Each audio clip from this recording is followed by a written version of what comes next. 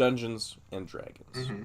This is a game you're familiar with. You've played 3 times? Couple times, yeah. Since our last pod, my D&D games have come back, and I've had 3 in the past week. So I've got some fun stories to share from each. First one, I basically hijacked my DM's game. Last session, my DM put me on the spot and made me introduce a character of mine as an NPC that I would play. And that is Skelly T. Skullman, the wand-slinging, multiverse-traveling wizard skeleton. Nice. So this session, last time he gave them a sending stone to be like, hey, if you ever need a favor, call me. Yeah. So this time we were ambushed by a vampire. We were all bit. So when we woke up, we were like, hey, why don't we call the wizard for help? So we went to a town. Skelly's tower crashed down in the middle of town, drawing a big spectacle. We go to the tower for help, and he's like, well, I can't really do anything on this world, but I could take you to another reality where someone can help you. I was pigeonholed into the decision that there was no one on this world that could help them by the DM. So at every turn, I was trying to give them every opportunity to be like, no, we don't want to do this. No, we're fine. Or like, whatever. But ultimately, they ended up being, yeah, we're going to work with the skeleton and go to another reality, and we're just going to move there. We're not going to live here anymore. And then throughout the last few sessions, we've been trying to deliver this deck of cards to a person in this town that we arrived in. So we deliver this magic deck of cards. It's called the Deck of Many Things. If you're not familiar, look it up. It's a perfect example as to why D&D is fucking chaos. And so Skelly was like, oh, you delivered a deck of cards. Let's steal that. And so he immediately steals the thing that they just delivered to the guy they were supposed to deliver it to, and then they left town.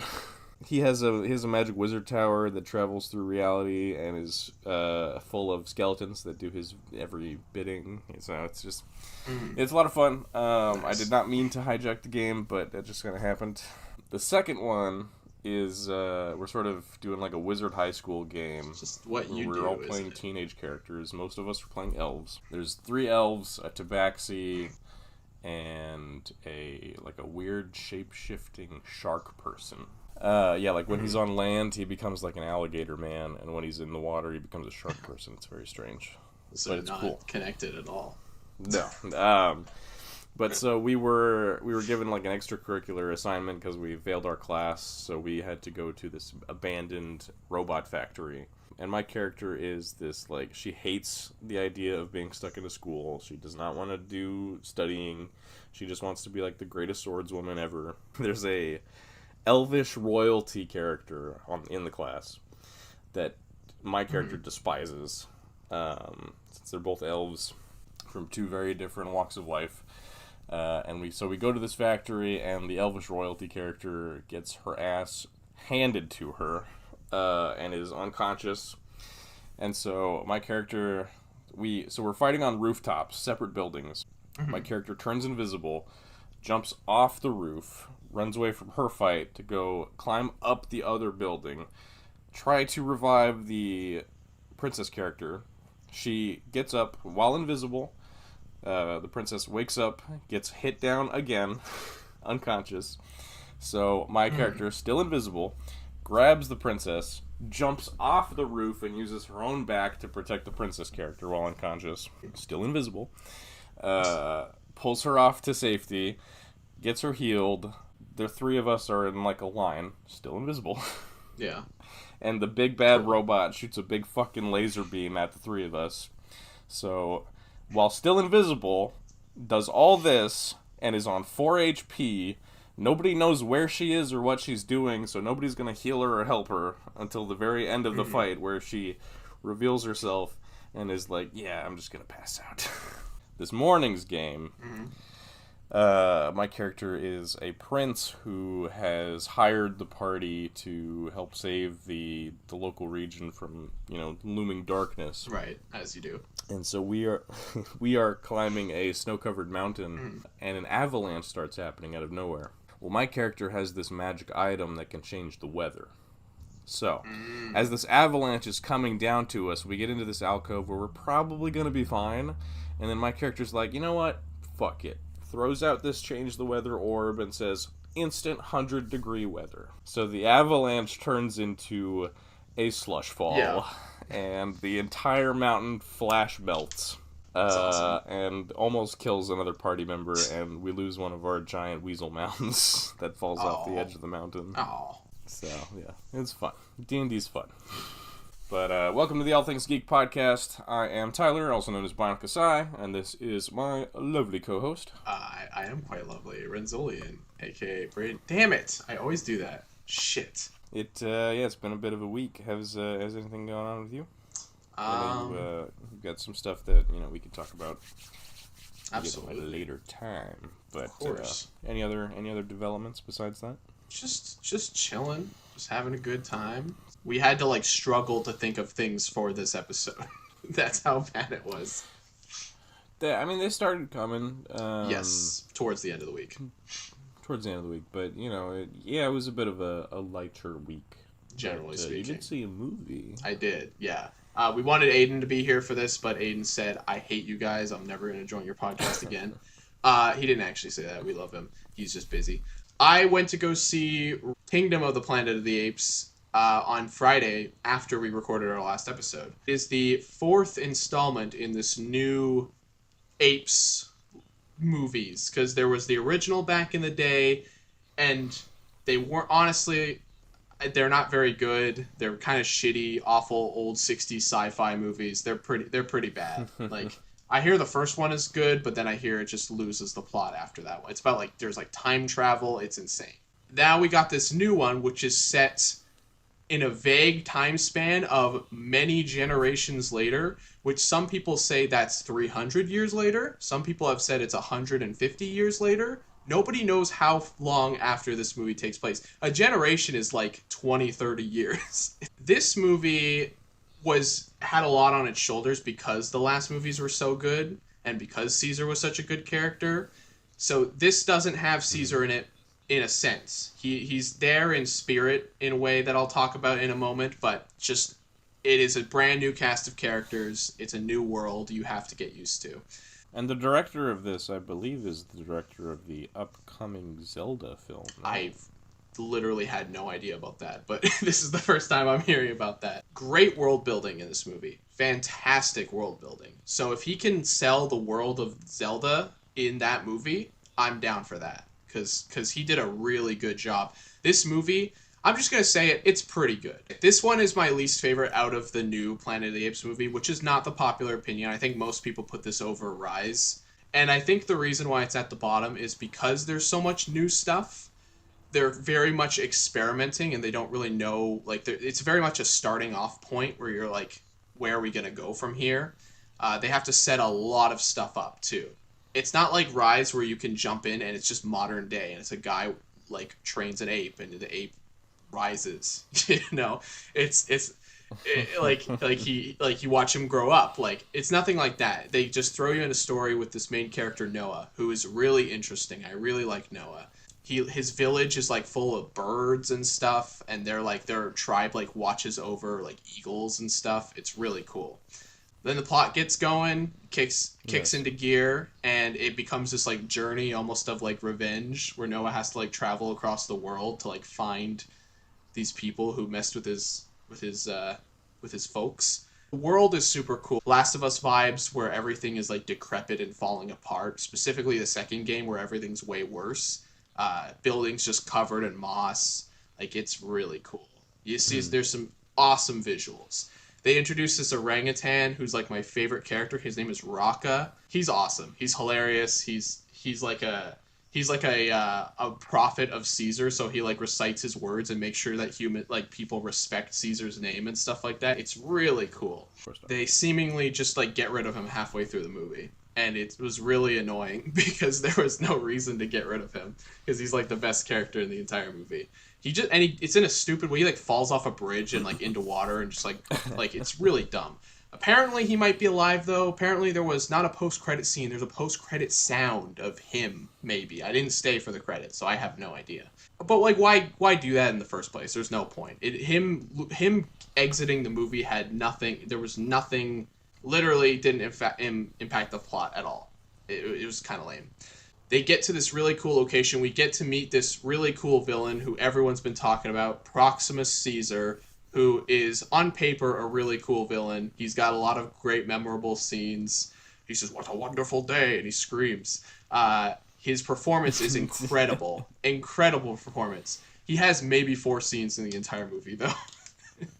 Oh, yeah. And he dies in the stupidest way ever. A bird flings him off of a ledge, and he falls off a mountain and dies. It was really sad. I expected him to be a villain like for a couple movies at least, but the fact that he just dips out so quickly is really. And also, like, the bad guys like burn down Noah's village at the beginning of the movie, and like that's like his journey to go find the bad guys. And then by the end of the movie, the village is like remade and everyone's fine. I mean, a couple characters died, but that's it. So it's almost like the movie kind of like resets. It's really weird. I didn't like that. At the end of War of the Planet of the Apes, which was the last one, they kind of set up that there's this disease that humans are starting to lose the ability to speak, which I think how it was in the original movies. Like, humans are all feral and they become like weird cavemen people because they're the apes now. It's like that. That is something they set up. And then this movie, they don't ignore it because there are like feral caveman humans like running around in the movie, but then there are also humans with like clothes who speak and who seem to know like what's going on, like what years in the future. No human's ever gonna remember anything from recent memories, especially not the main character. There's a main girl in the movie that teams up with the apes. Her name is May.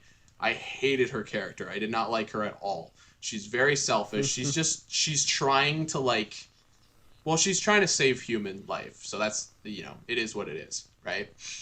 But yeah, I don't like that she talks, and she just like, again, she knows too much for what I feel like a human would know this far in the future.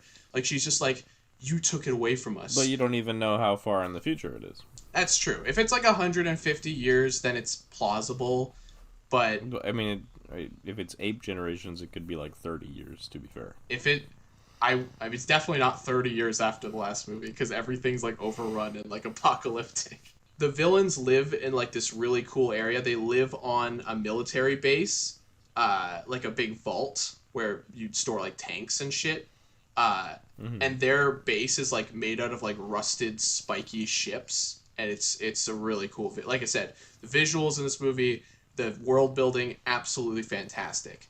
But the plot is kind of thin.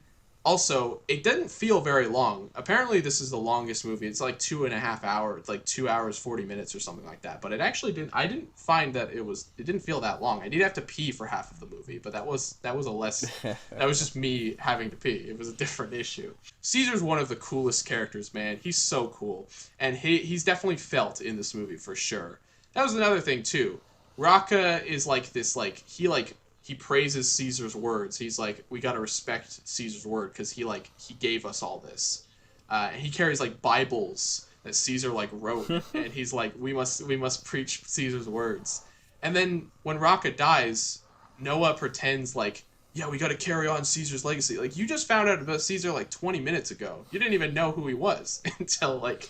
You don't stop pretending like you give a damn. Exactly. He's like, this is for Caesar. It's like, you didn't know him like my boy knew him. You never met that guy. What are you talking about? Literally. That was a little bit weird. So I think the writing was a little bit inconsistent here and there. Like I said, May, the human character, she just wasn't very likable. I found her kind of annoying. But it's getting to the point where I don't even want humans in these movies, genuinely. Because this movie is like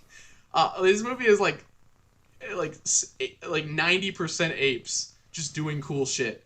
And there didn't honestly need to be any humans in the movie. I know people would be like, I can't watch a movie without humans, but genuinely, I would be okay with that because they're animated so well and they're so lifelike that it just blends in. You don't even think about it. So I'm curious to see where it's going to go. The movie ends on a really interesting note, and it's very interesting. She has like this like device. I think it's like some sort of like power supply thing, and she gives it to these humans who are living in like this giant like power plant with the big satellites that are like stitched together, and they plug it in, Mm-hmm. and they're like, we're reaching contact all over the world, and it's like, where are we gonna go from here? Like, are we just gonna have humans come in and just start murdering the apes, which is basically a repeat of War of the Planet of the Apes? So I'm genuinely curious. Mm-hmm. I don't really know. Do you do a direct sequel with the same characters? Do you do a sequel like another 100 years later? I don't know what they're gonna do. I have no idea. I'm curious. I'm invested. I like these movies just for the effects. Like I can sit there. My eyes are glued to the screen watching these monkeys move around because they're so lifelike. Um, but I just don't know where they're gonna go. It's an okay movie. I wouldn't recommend it as like a first movie. I would the original trilogy, or not the original trilogy, but the reboot trilogy is so good. So that's where I would start. In other news, and in sort of relation to this, since the director is going to be directing the Legend of Zelda movie, I'm going to mix up the order a little bit. There's a Legend of Zelda Lego set announced, and it looks pretty rad. But It Tyler, looks pretty fantastic. Tyler, Yes, we it's- can address the price. I understand. I'm just proud. Let's Um, talk about the set first, though. yeah, the set looks pretty incredible. It's 2-in-1, so you can make the Ocarina of Time Great Deku Tree or the Breath of the Wild Great Deku Tree, and you get Young Link, and you get Teen Link from Ocarina of Time, and then you get Link and Zelda from Breath of the Wild, which is super cool. I mean, You get the Master Sword, a bunch of unique sculpts and stuff. You can build the fat Korok from Breath of the Wild. I don't remember what his name was. Hestu. Yeah. The guy who gives you his poop. He does a little dance and gives you his shit. No, you give him you give him the Korok shit, and he gives you better stats. That's what he does. What if you give him all the Korok shits? He gives you his poop. Oh, I never got that. Okay, I never got that. This set looks incredible. I mean, you know what's crazy? This leaked Yeah, over like a year a ago. long time ago, and everyone was losing their mind about it at the time, and we were worried it was never going to come out. We were worried like this set was done. Mm-hmm. Beautiful, beautiful, beautiful. I love Breath of the Wild, so part of me is really tempted to get this, but I don't have a lot of space, and there's a separate issue. But everyone knows where we're going with that. The set is $300 American, yep. USD. US. I saw someone saying that the Daily Bugle was the same price, and that came with 20 minifigs and over 1,000 more pieces at the time. Mm-hmm. So, yeah, I mean, like, it's not great, but I've been gearing up to buy like $100 or $450 D&D set. Yeah. So it's like at the same time we're kind of like, oh, it's not that bad. Here's my take. Everyone was like shocked by the price of this set, but like people aren't aware that Lego's been pretty bad with their prices for a while. They haven't been good for a long time. Mm-hmm. This to me felt inevitable. Like this is just like this. I mean, it's a licensed Nintendo Lego set. Nintendo already has a pretty decent tax for their sets, so that's an issue. And yeah, more minifigures would have been nice for sure, absolutely.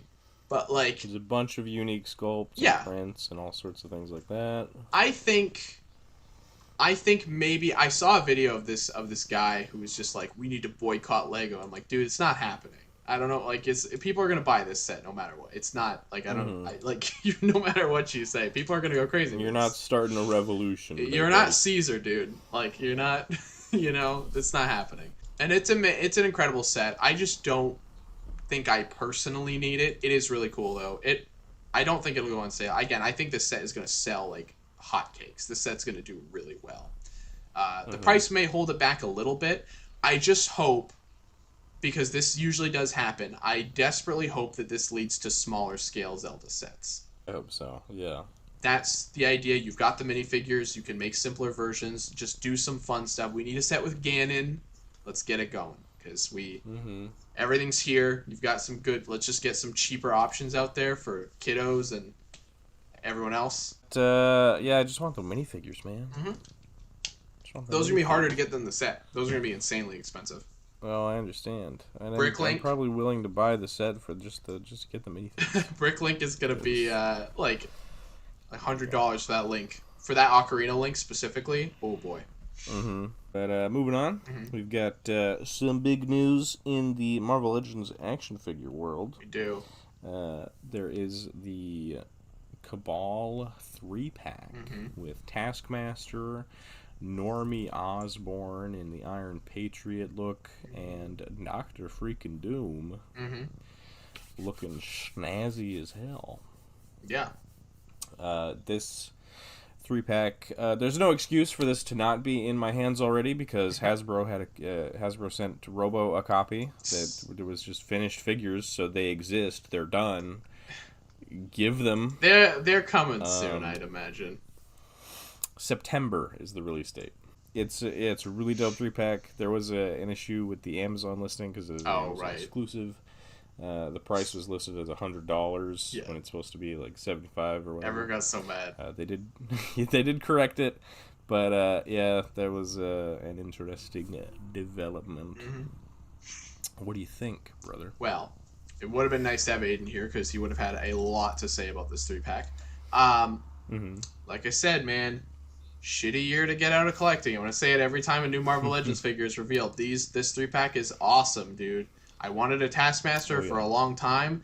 This is almost perfect. You give him a cloth goods cape, he's amazing. The head is awesome. Everything about him just works so well for me. Normie's interesting. You know, I don't really associate Norman Osborn as an Iron Man. I know he was Iron Patriot, which is just so weird to me. It's just very strange. But Doom, I think, is the highlight of the set. I think Doom is he looks great. The cloth robes, or the cloth cape, is an interesting touch. They haven't. I could be wrong, but I believe this is the first soft goods Marvel Legends cape. Because they did soft goods coats for Beast and Hank Pym. Yeah, it might be. I think it is, which is crazy.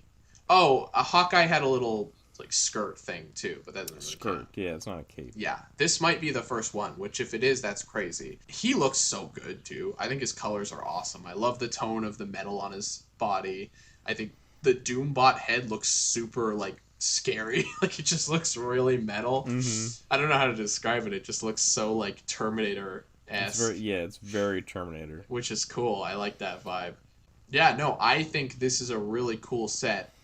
It's really awesome. I love seeing shit like this. When I first saw this, I didn't know that this was a reveal, or that I didn't know it was a three-pack. I assumed it was all part of a wave or something, because they were all revealed separately as separate pictures. So I was like, oh, interesting.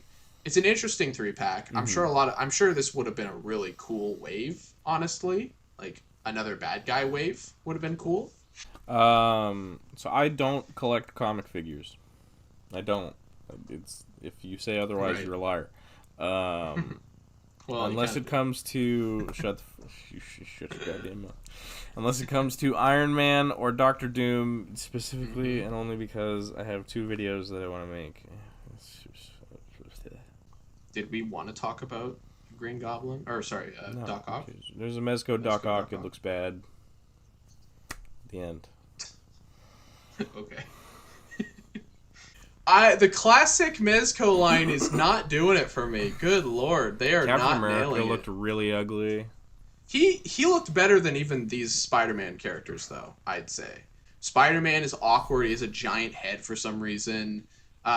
Green Goblin, well, I reviewed him. He's got really wonky proportions. What are you talking about? He's too tall. You sucked that figure off. I sold his ass, is what I did. Yeah. I don't know, man. Mezco just isn't... Mezco is... I think Mezco's at their best when they're sticking to, a cloth goods dude that has lots of shit going on. I don't think they're good when it comes to, throwing random shit at the wall. You know? Or, doing, comic... smooth comic book figures. Just doesn't really work for me, personally. They just look like cosplayers, you know? They, there's no muscle definition or anything. They just... That's sticks. They don't look like superheroes. They look like cosplayers. They do look like really awkward cosplayers. You're right. Well, Doctor Doom is a real piece of shit, but One Piece is something that's not so shitty. Is the most recent One Piece chapter 116? Depending on who you are. Good. That was good. That was a good segue. It's definitely not premeditated at all. Okay, so yeah, One Piece chapter 116 is out. This will be the last chapter. Then they're going on break next week. I believe JJK comes back off break next week. Yes. So we're gonna get a JJK chapter, but no One Piece chapter, which is the opposite of this week, which is cool. This chapter, honestly, is about the exact same as last chapter. It's just more characters reacting to this crazy news of the world sinking and Vegapunk's crazy-ass message. So it's a lot of characters reacting to things that we know about, but there are some very interesting particular things in this chapter, which is cool. The vague shadow crown thing that walks around, final villain of the series, probably. Is looking at a portrait of a character who is a very important character in the series. The portrait looks like that character, but it's like a relative or an ancestor of them. Everyone's going like, who is that? Even though we already got the name confirmed like 100 chapters ago, so I don't know why people are like it's Nefertari Lily, who is related to Nefertari Vivi, who's a character that we're going to meet in the next season of the live-action show. She's a very important character, favorite character, but she's a relative of this character. So they're trying to figure out where the message is playing from. The world government, the elders are trying to figure out where the message is coming from so that they can stop the broadcast from happening. It is coming from this giant robot that just miraculously came to life on the island and is now walking around blowing shit up. This Iron Giant looking motherfricker, which is probably armor for giants back in the day, which is pretty cool. But hopefully we're going to... And in a previous chapter, the giant speaks and he says, "I'm sorry, Joy Boy." So there's a lot of lore going on. It's a lot of hot and heavy lore right now. But the most interesting piece of news in this entire chapter, the thing that kind of made me go like, oh shit, what, is Vegapunk says there was a group of people who figured out all of this stuff that I'm telling all of you right now. Like, there was a person who knew all of these secrets but didn't act on them. That was Gold Roger and his crew 30 years ago. And we cut to Gold Roger's right-hand man, Silver's Rayleigh, who is a really chill dude. He trained Luffy for 2 years. He's a fan-favorite character. We haven't seen him in a very hot minute. He's getting drunk as shit at the bar. He's just, like, laughing and having a good time. Just like Vegapunk here, a blabbering old geezer who's already said too much. Don't be an ass and take it away from the youngsters. And he says, the thrill is theirs to seek now, right, Roger? And then they say, those who knew the truth just laughed. And this is referencing the fact that when Roger found whatever was at the end of the Grand Line, the One Piece was, they just all laughed. We didn't know what they were laughing at, but they were laughing their goddamn asses off. They were having a damn old time. If they were laughing about this information, that seems kind of messed up that they'd be laughing about this kind of thing. Like, the world's flooding, ha ha ha. Like, that's not funny. I don't know. Makes them seem like psychopaths, but I don't know. Maybe they're implying something else. Well, maybe it's just the revelation that, like, their lives are meaningless or something like that. Maybe. It's like, oh, I give up. Haha. It's all a joke. It seems like Vegapunk's message is coming to an end. Thank God. It's been going on, like I said, for way too long. But like I said, there was a break next week, so we're not going to know what's happening. Unfortunately, I really want to know what's going on. I just kind of want this arc to end already. Honestly, it's been going on for so long, but we're aiming towards the next one. So that's the current goal, and that's basically it for the chapter. We're not done talking about One Piece yet. No, because there are some other developments that have been occurring. Yes, there are. Specifically, as you mentioned, Season 2 of the Netflix live-action series has started filming. I brought it up. Yes. It's filming where at the moment? It's filming in Cape Town, which I believe is in Africa, which I believe is where they filmed season 1. Makes sense. Great location to film. Season 1 looked pretty good for the most part. Got a lot of really cool like island locations out of that. So the ship tilting up is a reference to most likely going to be the entrance of the Reverse Mountain, which is a big stream that leads them up a mountain and pushes them into the Grand Line. That's kind of cool. We'll see what that's all about. Most likely will be like the first episode of season 2, if not the second episode. It's a pretty cool event. It's like the first time they're entering the Grand Line, so it's like, whoa, look at this. The more interesting thing for me, though, is the inclusion of this pirate ship here, which is the Rumbar Pirates ship, which is appears for a very brief flashback in this arc, because, not to get into too much, there's going to be a giant whale, and there's going to be some backstory with that giant whale, and it's not going to seem very important, but it is kind of important, because they have an opportunity to do something really cool here. This is Brooke's old crew here. Brooke has a very special attachment to that whale, so we are most likely going to get a little allusion to Brooke. I don't think they're going to show an actor or anything. It will literally probably just be like his head or something, or like his cane, or like they'll just show like a quick thing so that they don't have to like focus on casting him, because it's going to be a long time out. Or they could cast him because he's a skeleton. They could just cast a stuntman and then have a voice actor later. Yeah. But there is more to this flashback, so that's the only reason why I'd say they don't want to commit to a voice like an actor yet. So we'll see, because this flashback isn't going to happen till like season 6 or 7 or something like that.